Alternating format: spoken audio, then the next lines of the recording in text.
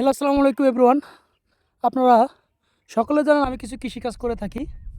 তো তারই ধারাবাহিকতা আমি এই বছরও ইরি ধান রোপণ করতেছি নিজের জমি। তো নিজের জমি দেখতেছি বর্গা দিয়ে কোনো লাভ নাই, নগদ লাগাইলে বেশি একটা লাভবান হওয়া যায় না। কিন্তু ইরি ধান যদি আমরা চাষ করি তাহলে ভালো একটা ফলন পাওয়া যায়। তো তারই ধারাবাহিকতা এবারও ইরি ধান চাষ করতেছি।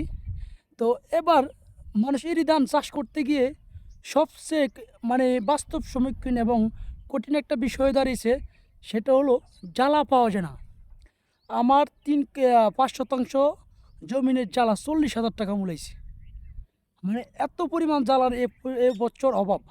কারণ এবছর প্রচণ্ড শীতের কারণে মানুষের জ্বালা না বললেই নয়।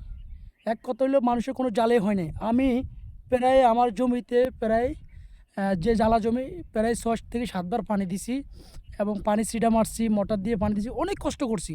4-5 বার ওষুধ দেওয়ার পরে মোটামুটি জ্বালা হয়েছে।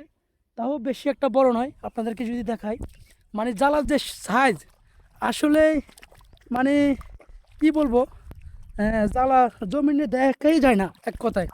দেখেন, এই হলো জ্বালা। এত কিছু করার পরও এই হলো জ্বালার পরিমাণ।